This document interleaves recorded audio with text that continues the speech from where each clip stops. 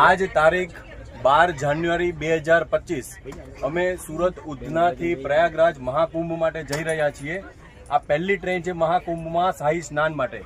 અમે બધા અમારા ફેમિલી સાથે મુસાફરી કરી રહ્યા છીએ। ત્યારે 3:20 જલગાંવથી 3 કિલોમીટર આગળ અચાનક પથ્થરમારો થયો। તો આ કાચની જો આની સ્થિતિ, હવે આ કાચ આગળ બીજો લોડ લઈ શકે એમ નથી અને હવે જો આમાં એક પણ માર આવશે તો અમારું નક્કી નથી શું થશે। અમને તાત્કાલિક આગળ નેક્સ્ટ સ્ટેશન આવે અમને તાત્કાલિક પ્રોટેક્શન આપો।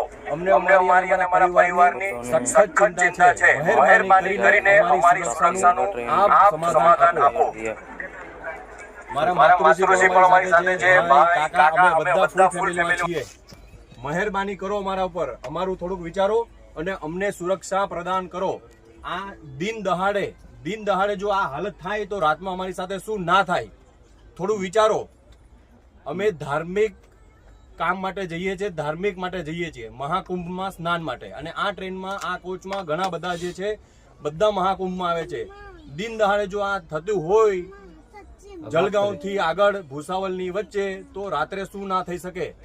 આગળ પણ હજી મહાકુંભની જેટલી ટ્રેનો છે એ બધી ટ્રેનોની સુરક્ષા માટે આપ કાળજી કરો, ખાસ કાળજી આપો, ખાસ સુરક્ષા। રેલવેમાં 139 માં કમ્પ્લેન પણ કરી, રેલવેના કમ્પ્લેન નંબર 139 માં કોલ કર્યો છે।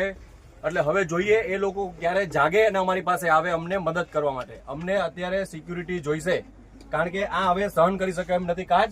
એટલે અમને મહેરબાની કરીને સિક્યુરિટી પ્રોવાઈડ કરો।